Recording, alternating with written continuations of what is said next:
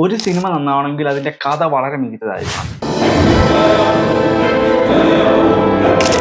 എന്നാൽ ചില സിനിമകൾ ഉണ്ടാകാനായി കഥയിൽ ഒരുപാട് കോംപ്രമൈസ് നടത്തേണ്ടി വരും. കഥയിൽ വരുത്തിയ ചില ഭേദഗതികളോടെ ഞാൻ എന്റെ സിനിമ പൂർത്തിയാക്കി. എന്നാൽ പലപ്പോഴും അങ്ങനെ കോംപ്രമൈസ് ചെയ്യുമ്പോൾ സിനിമ ബോക്സ് ഓഫീസിൽ പരാജയമായാണ് മാറാറുള്ളത്. കൾട്ട് ഫാൻ ബേസ് ഉള്ള ദേവദൂതൻ എന്ന സിനിമ പോലും ഇങ്ങനെ കോംപ്രമൈസ് ചെയ്തതുകൊണ്ട് ബോക്സ് ഓഫീസിൽ ഫ്ലോപ്പ് ആയെന്നാണ്. അങ്ങനെ കഥയ്ക്ക് വേണ്ടി കോംപ്രമൈസ് ചെയ്ത് കഥകളെ തന്നെ മാറ്റി മറ്റു സിനിമകളെ കുറിച്ചാണ് ഇന്ന് ഈ വീഡിയോയിൽ നമ്മൾ സംസാരിക്കാൻ പോകുന്നത്. അപ്പോൾ സമയം ഒട്ടും കളയാതെ നമുക്ക് നേരെ വീഡിയോയിലേക്ക് പോകാം.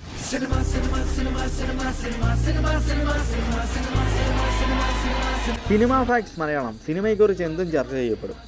2015 റിലീസായ നിവിൻ പോളി അൽഫോൺസ് പുത്രൻ കോമ്പോയിൽ വന്ന സിനിമയായിരുന്നു പ്രേമം. ഈ സിനിമയിൽ ഒരു വലിയ സ്റ്റോറി ചേഞ്ച് നടത്തിയിട്ടുണ്ട്. അതായത് ഈ സിനിമയിൽ മലർമിസിനോട് പ്രേമം തോന്നുന്ന ഒരു സ്റ്റുഡന്റ് ആയിരുന്നു ജോർജ്. എന്നാൽ ഈ ജോർജ് എന്ന കഥാപാത്രം സിനിമ കണ്ടുകൊണ്ടിരിക്കുമ്പോൾ നമ്മൾ കരുതുക ജോർജിനേക്കാൾ പ്രായക്കൂടുതലുള്ള മിസ്സാണ് ജോർജിനെ പഠിപ്പിക്കുന്നതെന്നാണ്. എന്നാൽ ഈ സിനിമയിൽ ഇതിനു മുന്നേ തന്നെ ജോർജ് മലർമിസിന്റെ പ്രായം കണ്ടുപിടിക്കാനായി ഒരുപാട് സീനുകൾ സിനിമയിൽ സെറ്റ് ചെയ്ത് വെച്ചിരുന്നു. ആ സീനുകൾ ശരിക്കും പറഞ്ഞാൽ ഷൂട്ടും ചെയ്തിരുന്നു.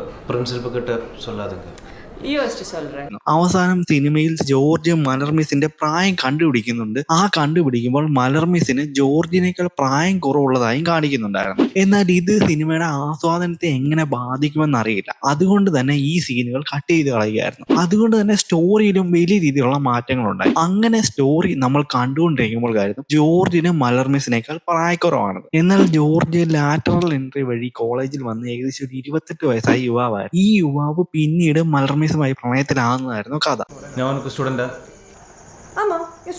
മലർമിസിന് ഏകദേശം 24 വയസ്സും അതായത് ഗസ്റ്റ് ലെക്ചറായി വന്ന ഒരാളുമായിട്ടായിരുന്നു സിനിമയിൽ ഉദ്ദേശിച്ചിരുന്നത്. എന്നാൽ പിന്നീട് ഇത് മാറ്റുകയായിരുന്നു. അടുത്ത സിനിമയാണ് പവി കെയർ ടേക്കർ. 2024 ദിലീപിനെ നായകനാക്കി വിനീത് കുമാർ സംവിധാനം ചെയ്ത സിനിമയായിരുന്നു പവി കെയർ ടേക്കർ. ഈ സിനിമ ആദ്യം ഉദ്ദേശിച്ചത് ഒരു സാധാരണ റൊമാൻറ്റിക് സിനിമ പോലെയായിരുന്നു.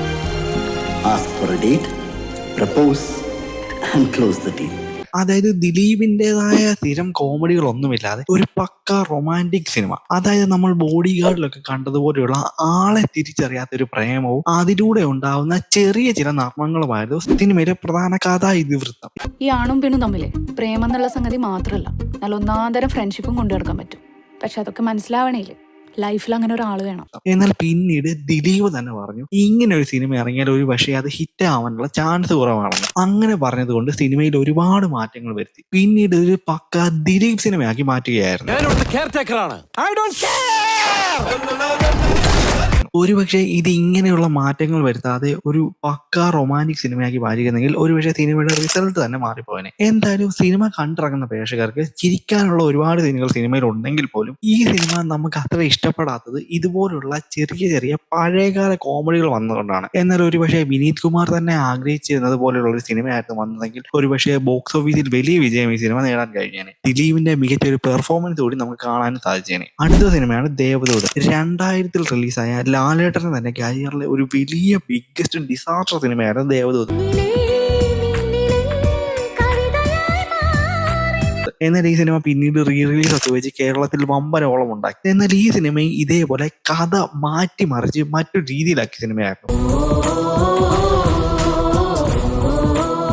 ഈ സിനിമയ്ക്ക് വേണ്ടി കമൽ എന്ന സംവിധായകൻ ആദ്യം ഉദ്ദേശിച്ചിരുന്ന കഥ ഒരു കൊച്ചുകുട്ടി, ഒരു 7 വയസ്സുള്ള കൊച്ചുകുട്ടി കാണുന്ന ഒരു സ്വപ്നം. ആ സ്വപ്നമായിരുന്നു ഈ സിനിമയുടെ കഥ. നിങ്ങളിൽ എന്തോ ഒരു ശക്തിയുണ്ട്.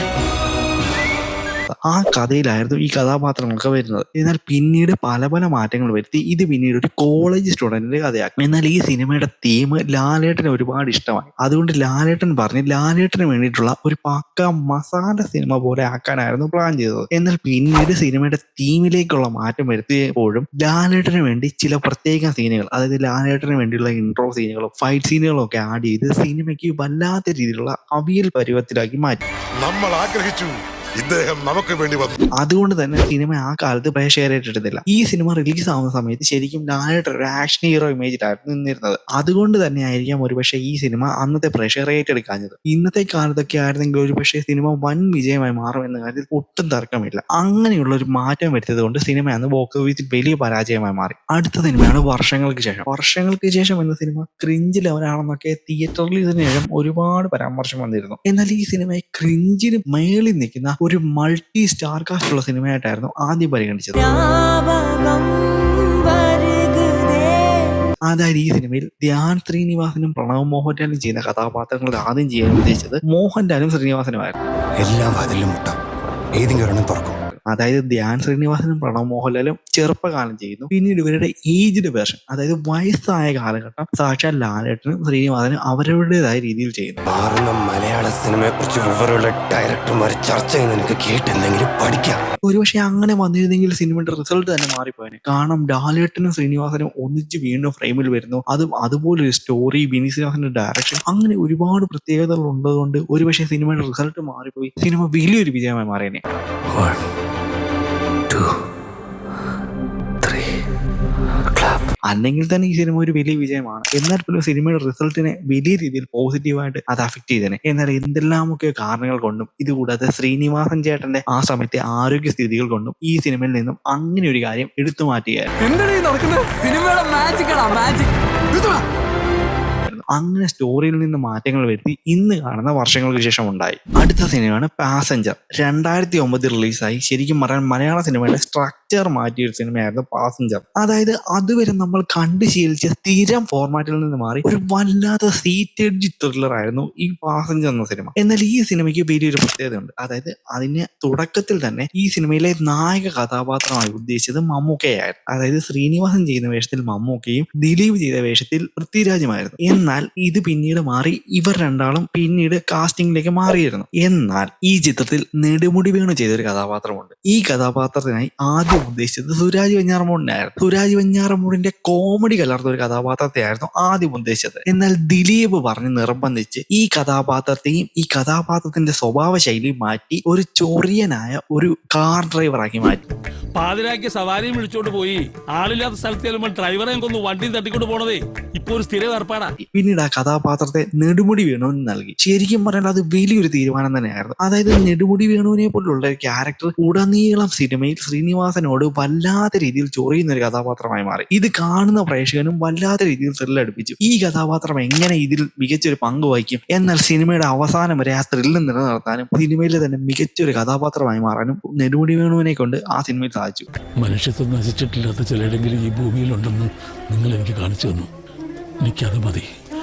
ശരിക്കും പറഞ്ഞാൽ ഈ ഒരു തീരുമാനം കൊണ്ട് കഥയ്ക്ക് വലിയ മാറ്റങ്ങളുണ്ടായി. ആ മാറ്റം കൊണ്ട് സിനിമയും സക്സസ് ആയി മാറി. അടുത്ത സിനിമയാണ് രസികൻ. ചാവേർ എന്ന പേരിൽ 2004 റിലീസ് ആകുന്ന സിനിമയാണ് ശരിക്കും പറഞ്ഞാൽ ഈ രസികൻ എന്ന സിനിമ. ഇന്ന് കാണുമ്പോൾ നമ്മൾ രസികൻ സിനിമ വളരെ ചിരിച്ചുല്ലസിച്ച് കാണാറുണ്ട്. എന്നാൽ രസികൻ എന്ന സിനിമയ്ക്കായി ആദ്യം ഉദ്ദേശിച്ചിരുന്ന കഥ ഇങ്ങനെയല്ലായിരുന്നു. അതായത് ശരിക്കും പറഞ്ഞാൽ ഒരാള് ഒരു കൊലപാതകം നടത്തുന്നു, അതിനായി ദൃക്സാക്ഷി പറയുന്നു, പിന്നെ ഒരു ആക്ഷൻ കലർന്ന സിനിമയായിരുന്നു. ഇന്നേക്ക് 39-ാം ദിവസം സൂര്യൻ ഉദിക്കുന്നത് നിന്റെ മരണശീട്ടുമായിട്ടായിരിക്കും. എന്നാൽ പിന്നീട് എന്തെല്ലാമൊക്കെയോ കാരണങ്ങൾ കൊണ്ട് ഈ കഥാപശ്ചാത്തലവും കഥയിലെ കഥാപാത്രങ്ങളെയും എല്ലാം മാറ്റിമറിച്ചു.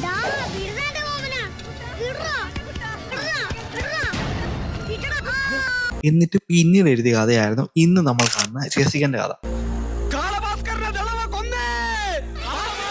ശരിക്കും പറഞ്ഞാൽ രസികന്റെ കഥ ഇങ്ങനെയല്ലാതെ ഒരു പക്ക ആക്ഷൻ ത്രില്ലറായി മാറിയിരുന്നെങ്കിൽ നമ്മൾ ഇന്ന് കാണുന്നത് കൂട്ട് ഇത്ര രസിച്ച് കാണാൻ സാധ്യതയില്ലായിരുന്നു. എന്തായാലും ഇങ്ങനെ മാറ്റിയ സിനിമയായിരുന്നു രസികൻ എന്ന സിനിമ. സിനിമ ഉണ്ടാകാൻ വേണ്ടി കഥയ്ക്ക് കോംപ്രമൈസ് ചെയ്ത സിനിമകളെക്കുറിച്ചും കഥകളെക്കുറിച്ചും ഒക്കെയാണ് ഇന്ന് ഈ വീഡിയോയിലൂടെ നമ്മൾ സംസാരിച്ചത്. ഇതുപോലുള്ള ഇൻഫർമേറ്റീവ് സിനിമ വീഡിയോസ് നിങ്ങൾക്ക് ഇഷ്ടമാണെങ്കിൽ മറക്കാതെ ഈ പേജ് ചാനൽ ഒന്ന് ഫോളോ ചെയ്തേക്കണേ. അപ്പോൾ അടുത്തൊരു വീഡിയോയിൽ കാണാവുന്നതായിരിക്കും. ബൈ.